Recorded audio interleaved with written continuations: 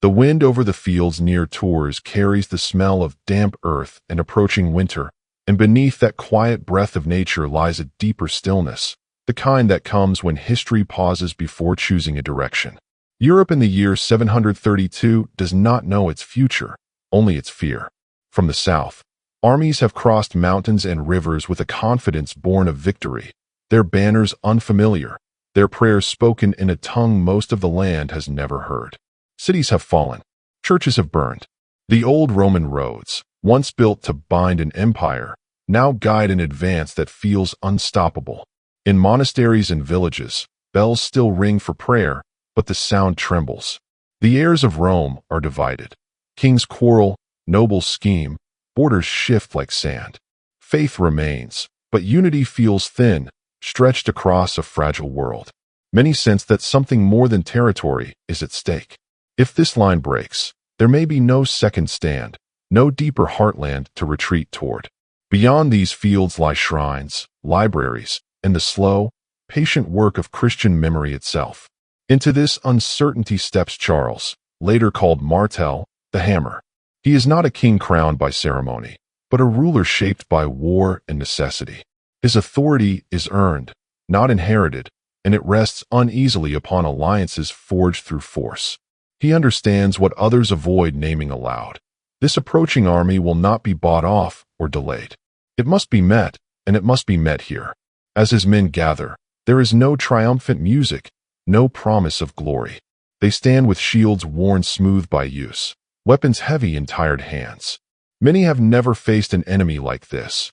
Cavalry that moves with terrifying speed, warriors hardened by conquest across continents.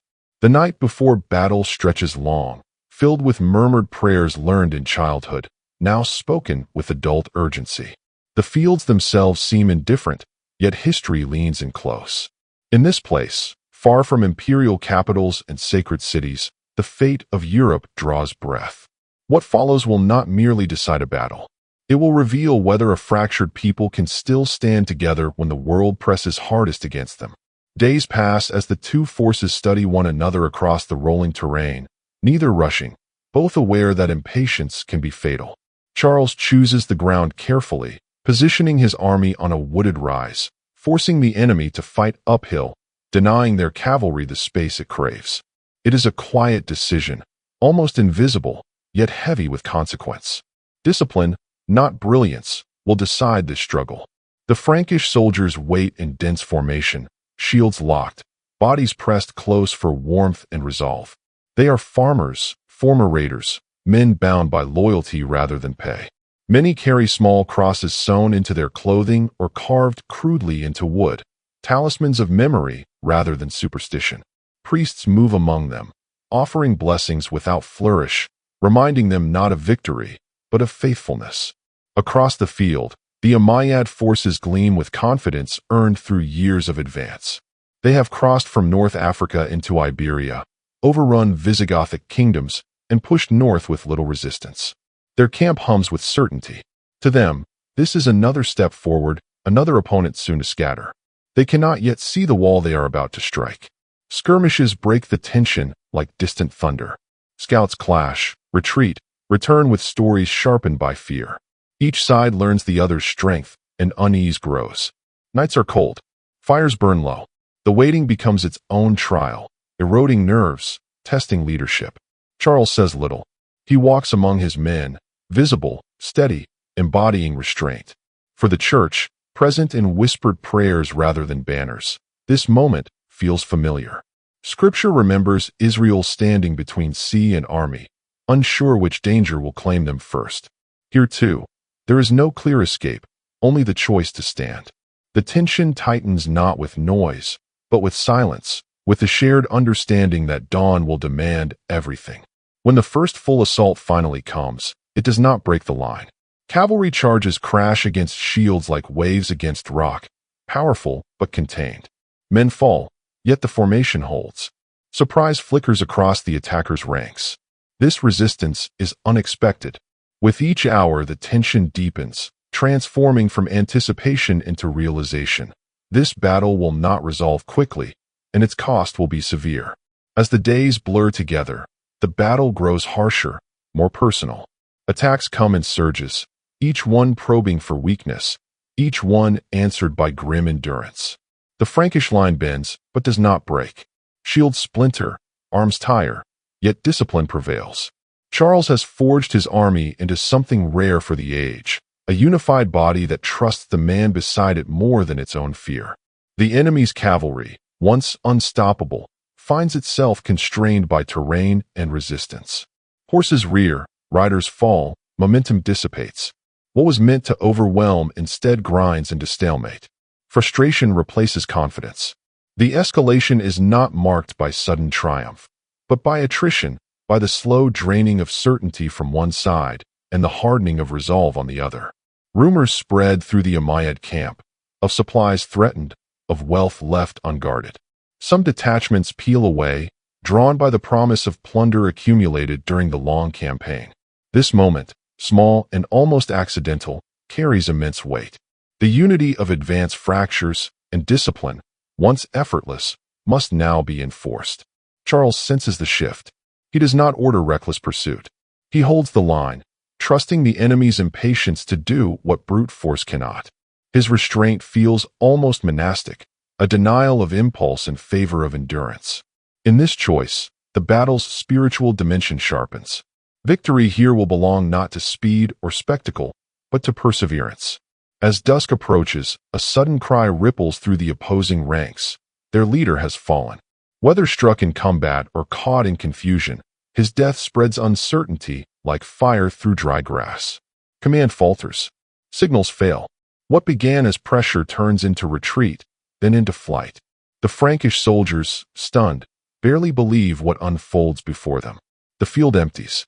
The threat recedes into darkness, leaving behind the evidence of struggle and the weight of survival. There is no roar of celebration, only exhausted silence. Men kneel where they stand, not in triumph, but in release. The escalation ends not with conquest, but with withdrawal. Europe remains intact, not because it was stronger in arms, but because it endured when collapse seemed inevitable. Yet the meaning of this moment has not yet settled. It lingers, waiting to be understood. Morning reveals the truth with unsettling clarity. The enemy camp stands abandoned, fires cold, banners gone. What was feared as annihilation has become absence. Relief spreads, but it is cautious, almost suspicious. Men scan the horizon, half expecting the threat to return. Survival feels unreal, like waking from a dream that could still claim them. As bodies are gathered and prayers spoken over the dead, the cost becomes visible. Victory here is not clean. Friends lie motionless. Blood darkens the earth. The deepening conflict shifts inward, forcing reflection. Why were some spared and others taken? What does it mean to have stood when so many elsewhere fell? Charles allows no immediate pursuit. His decision frustrates some, but it preserves order. This battle was not about expansion, but about defense. To chase glory now would risk everything gained.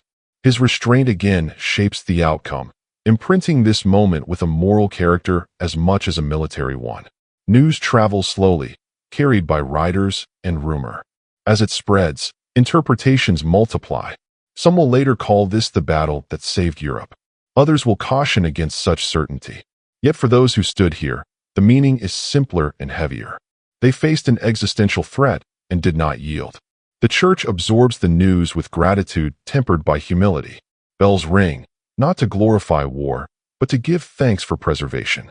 There is no sense that God has chosen one people to dominate another, only that history has been redirected, its momentum checked. Providence is felt not as spectacle, but as quiet allowance, the permission to continue. The deepening conflict lies in memory. How this moment will be remembered matters almost as much as what occurred. Will it become a banner for pride, or a reminder of fragility? The field near Tours offers no answer, only silence and the slow return of ordinary sounds. What remains is tension unresolved, held between gratitude and warning. Europe has stood, but standing once does not guarantee standing forever. The battle ends, yet its question lingers. What will be done with the time that has been given? The true climax of Tours is not the clash itself, but the moment after, when the weight of consequence settles. Charles Martel emerges not as a conqueror, but as a guardian of a boundary. He has halted an advance that seemed destined to roll onward, yet he claims no crown, builds no monument. His power remains practical, provisional, shaped by necessity rather than destiny. The Frankish army disperses, returning to fields and villages altered by what they have witnessed. They carry scars and stories that will be told softly, by firelight, stripped of drama. The battle becomes part of communal memory, not as legend, but as warning. It could have gone differently. It almost did. Across the wider world, the Umayyad expansion pauses, recalibrates. This defeat does not end their civilization or diminish its achievements, but it marks a limit, a place where momentum met resistance strong enough to endure. History adjusts its course subtly, without proclamation. The climax resonates most deeply in what does not happen. Churches remain standing where they might have fallen. Monasteries continue copying texts that would shape future centuries. The fragile continuity of Christian Europe is preserved, not as an assertion of superiority, but as an opportunity for growth, reform, and struggle yet to come. In this restraint, the battle mirrors deeper Christian patterns. The cross itself appeared as defeat before revealing redemption. Here too, survival comes through endurance rather than domination. The lesson is uncomfortable, resisting simple triumphalism.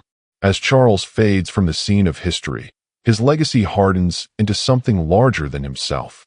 He becomes a symbol, not because he sought it, but because the moment required one. Yet the field near Tours resists myth. It remains earth and grass, bearing no permanent mark of its importance. The climax closes quietly, with lives continuing under the shadow of what might have been. Europe stands, not because it is invincible, but because it was, once, faithful enough to hold its ground. In the years that follow, the Battle of Tours settles into the background of daily life, influencing without dominating. Kingdoms still fracture and reform. Violence persists. Faith is tested in new ways. Yet the sense of having narrowly escaped something irreversible remains, shaping instincts and policies even when unspoken. Charles Martel's descendants will build empires and claim crowns, but none will face quite the same moment of pure defense. The line he held becomes a reference point, a reminder that survival can hinge on patience and unity rather than ambition. His restraint echoes long after his death, informing how power and faith negotiate their boundaries. The Church, spared from immediate upheaval, continues its uneven work, sometimes holy, sometimes compromised, always human. The battle grants time, not perfection. Monastic reform movements rise. Learning expands.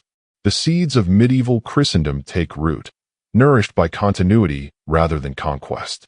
The resolution of Tours lies in its ordinariness after the extraordinary. Fields are tilled again. Bells mark seasons. Children grow without knowing how close their world came to rupture. This forgetting is part of the gift. Not every preservation needs to be remembered as crisis.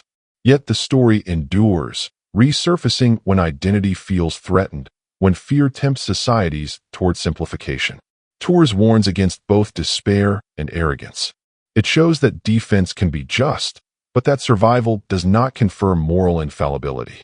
The battle resolves into a quiet inheritance, a Europe given time to become what it would be, for better and worse. That time carries responsibility. To waste it in pride would betray the endurance that made it possible. The Battle of Tours remains because it asks a question that never ages. What does it mean to stand when retreat seems easier, and what must follow when standing succeeds? It reveals that history often turns not on brilliance, but on fidelity to place and moment. For the Christian imagination, Tours echoes older stories, of watchmen on walls, of remnant peoples preserved not for their merit, but for a purpose still unfolding. It reminds us that providence rarely announces itself. It works through restraint, through leaders who choose patience over impulse, through ordinary people who hold their ground without knowing the outcome. The battle does not sanctify violence, nor does it claim divine endorsement of one culture over another. Instead, it testifies to the fragility of human inheritance and the responsibility that comes with preservation. To be spared is not to be chosen above others, but to be entrusted with more time. Modern listeners, standing far from that field, may recognize the pattern. Moments arrive when endurance matters more than certainty, when holding fast preserves space for future mercy. Tours invites humility, a recognition that survival itself is a gift, not a verdict. The fields near Tours are quiet now, indistinguishable from countless others. Yet beneath their silence lies a memory of restraint, courage, and unresolved responsibility. Europe stood at the brink and did not fall, not because it was destined to triumph, but because, for a moment, it endured. God of history and mercy, teach us to stand firm without pride, to endure without hatred, and to use the time you grant us in faithfulness and peace. Amen.